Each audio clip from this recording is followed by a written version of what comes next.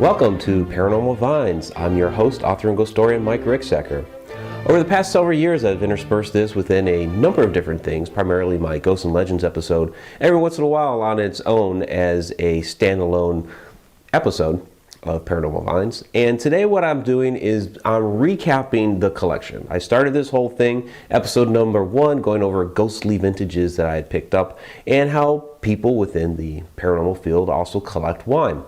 Well, over the years, I have picked up several vintages relating to the places I've visited or have had something to do with the paranormal. Unfortunately, I have also lost some vintages along the way. Just some unfortunate circumstances having to do with my personal life, and while I wasn't around, somebody drank a couple bottles. And I'll go ahead and highlight those first, starting with the 2008 Norton from Belvoir Winery, and that was a really hard loss because that was the last bottle from the last case of that vintage. It was a collector's item. Just recently, I was at the haunted Belvoir Winery out in Liberty, Missouri for Paracon 2011, and this here is a 2008 Norton. And I'll let Brian describe that to you.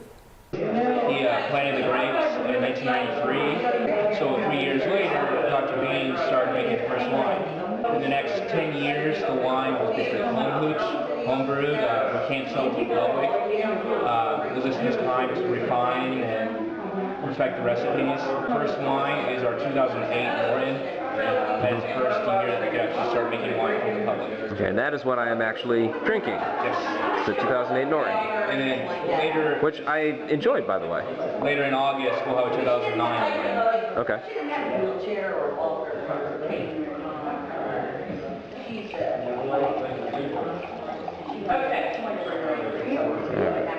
Thank you very much. Thank you. Now what's cool about this bottle is the 2008 Norton was their first vintage from the winery. This bottle was also from their last case of it. So it's definitely a collector's item, and I'm not going to open this. And it was a really fantastic event too. Met a lot of great people up there, so there were some fond memories behind that bottle to go along with its place as a, it was their first vintage.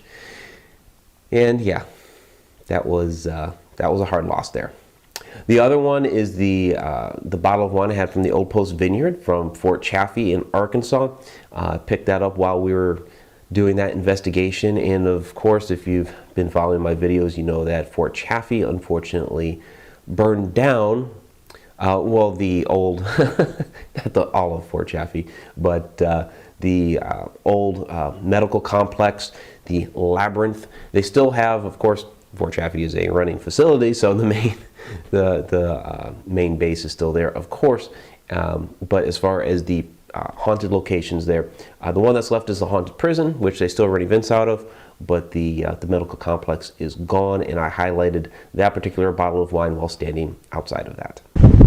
While I was out here, picked up a local wine made by Post Family Vineyards, and this is a red Muscadine. So I may try this one instead of saving this collector's item like some of the others, since this isn't actually grown on Fort Chaffee. It's in the area, but it's a semi-sweet, 12% alcohol. We might have a little fun with this sometime. So here's what I have today.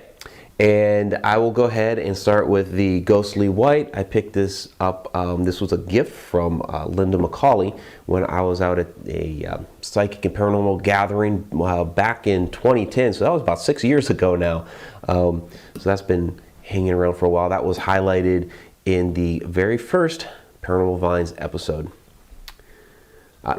This bottle here, I know it's not labeled. I have not gotten around to labeling this particular vintage of mine that I created. This is the Paranormal Pomegranate that I was actually bottling in the 3rd episode of Paranormal Vines. Here we are with our first bottle of our pomegranate wine, and I always mark my first bottles when I label them as first bottle, and I save those off to the side.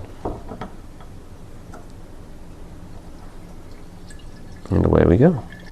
And really, this just goes on straight like that. And let me move these to the side so I don't injure anything.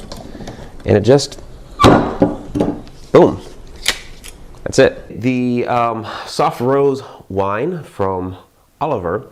This I just picked up this past fall out in Indiana.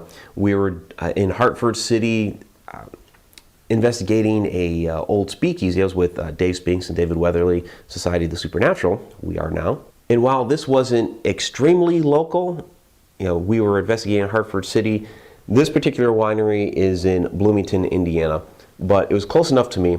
I had a friend of mine from Bloomington that passed away about 4 years ago, so it made sense to pick it up for me and highlight that particular investigation. So I'm going to start from this side here. And Stargazers, I highlighted this. This is a 2011 Cinco Blanco. I highlighted this in Paranormal Vines 6. This coincided with my release of my book Campfire Tales Midwest. Now, I was a little bit silly. My couple other books that I released from Schiffer, the Ghosts of Maryland and Ghosts and Legends of Oklahoma, I drank those bottles of wine. I wasn't planning at the time of doing a series like this, or really even a collection. I kind of came up with that along the way here. But I'm hanging on to this one. This is my Campfire Tales Midwest bottle of wine from Stargazers. That's just up in Pennsylvania. This one here, the Chrysalis Sarah's Patio White. This is a very good wine. I got a tasting of this while at the John Marshall House in Virginia. They actually do a whole wine experience there. And the house is haunted as well with a lot of different activities. So if you are out that way in wine country in Virginia, check out the John Marshall House experience and go ahead and taste this wine. It's very good.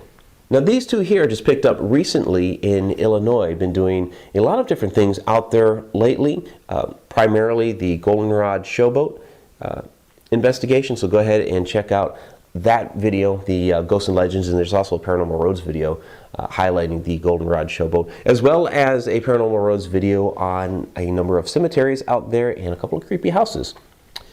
So this one here, this is from Grafton, which is nearby, and this is a blackberry, and I'm going to leave this one in my collection. Really, I love the labels. They're actually very, very cool, and being on the blackberry bottle, to me the label really pops. Maybe a bit superficial, but hey, it's my collection. So, and then this one here, the Apple Crisp. I'm actually going to try this, and we're going to sample this on Paranormal Vines, like right now. Shauna Wankel put me onto this particular one. She says it's very good, and she has come up with an idea for a new evening glass segment for me. I'm not sure if I'm going to do videos. I could do my Mike's Morning Mug, and that's kind of where this is inspired. I do my Mike's Morning Mug Facebook post, and then maybe about once a week, once every other week, I do a video, and many of you have seen those. I'm not sure if I'm going to do a Mike's Evening Glass with the videos. Maybe I will. But I'm going to start doing the Mike's Evening Glass evening posts on Facebook. And we're going to start this with drinking a cup of that. Now, I say cup because, instead of glass, because in the coming days, actually tomorrow, I'm going to make an announcement as to why I don't have an available glass right now. There are different things going on.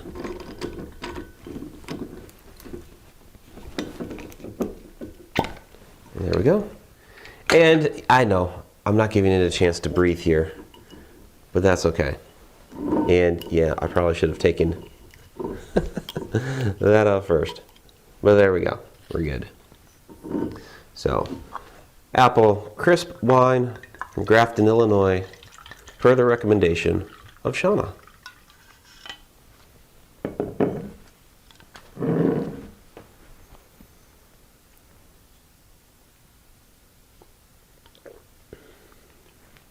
It's pretty sweet. I like it. So here's to all of you that are watching Paranormal Vines. We're going to have some more episodes of these coming up very soon. And also be on the lookout for Mike's Evening Glass. Till next time.